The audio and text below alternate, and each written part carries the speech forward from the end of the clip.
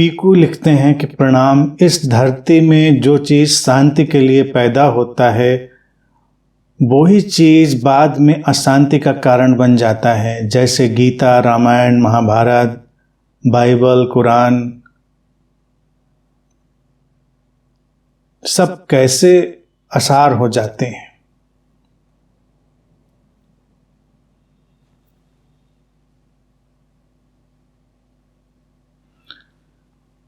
Pico इसीलिए तो एक अलाइव रिलीजन चाहिए होता है। डेड बुक्स, डेड कॉन्सेप्ट्स, उनसे कुछ बनता नहीं, जिंदा चीज चाहिए, सब जिंदा चीज चाहिए। तो किताबों में जो आता है सुंदर होता है, लेकिन जब लोग किताबों में अटक के रह जाते हैं तो परेशानी खड़ी हो जाती है। किताबें खूबसूरत होती हैं लेकिन अंतिम नहीं होती। झगड़े इसीलिए होते क्योंकि वो सब चीज को अंतिम बना देना चाहते हैं। अब शांति जैसे है, शांति का कोई पैमाना, शांति का कोई खाका, उसका कोई मैप, कोई नक्शा नहीं हो सकता। लेकिन अगर किसी ने बना लिया है कि शांति ऐसी होती है, शांति का मतलब ऐसे बैठते हैं, शांति का मतलब ऐसे देखते हैं, कुछ बना लिया शांति का पैमाना, तो वो लोगों की देर सबेर गर्दन पकड़ पकड़ के शांत बनाएगा, क्योंकि उसके हिसाब से लोग शांत नहीं है। शांत हो सकता है वो हों, लेकिन उसके हिसाब से शांत नहीं, उसके हिसाब से शांत नहीं, तो झगड़ा होगा। तुम कहोगे कि मैं शांत हूं, मुझे कोई समस्या नहीं, वो कहेगा कैसे नहीं समस्या है, समस्या तो है तुम्हारे साथ। आध्यात्मिक परिदृश्य में देखिए, कई बार जो लोग बहुत ऐसे अभियान चलाते हैं, मूवमेंट चलाते हैं कि हमको जागाना है सबको, तो पकड़ पकड़ के लोगों को बताते हैं देखो तुम्हारे साथ समस्या है। अब उसके साथ समस्या नहीं है तो फिर समस्या का उसको एहसास कराया जाता है कि समस्या है तुम्हारे साथ, तुम कैसे कह रहे हो समस्या नहीं है। तो कुछ दिनों में उसको लगता है हाँ समस्या तो है। अब उसके उपाय, बड़े क्लेवर उपाय ढूंढ लिए जाते हैं। इसीलिए सब जितने किताबों और सबका जिक्र किया, इनके अलग अलग कॉन्सेप्ट, उनसे समस्याएं पैदा कर दी जाती हैं। सवाल है जब समस्या तुम्हारे साथ नहीं तो हमें क्या फर्क पड़ता है कि हम तुमको प्रवचन दें। सोचो कभी इस बात। गीता इसीलिए बड़ी खूबसूरत पुस्तक है, मेरे भी हृदय के बहुत नजदीक है। मैं बहुत प्यार करता हूं कृष्ण से भी, गीता से भी। उसकी हैपनिंग देखो, उसकी हैपनिंग। अर्जुन कृष्ण के पास आता है, बोलता है, बतियाता है, उनका मित्र है।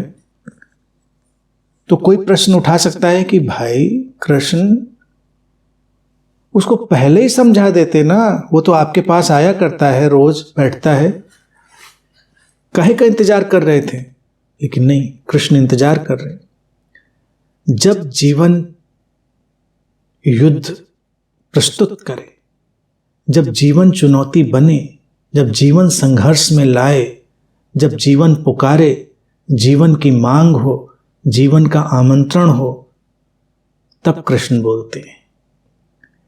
कृष्ण जैसे गुरु गिरी नहीं कर रहे हैं कि जब बैठे थे अर्जुन आया चाय पीने घर में और कृष्ण ने बस हाथ धो ले, चाय इधर रखी, प्रवचन। हे अर्जुन, हे पार्थ, तो क्या समझता है जीवन ऐसे ही चलेगा, बस तो चाय पीकर जीवन बिता देगा, ऐसी तुच्छ बातों में जीवन बिताएगा, चाय बिस्किट बस खत्म जीवन।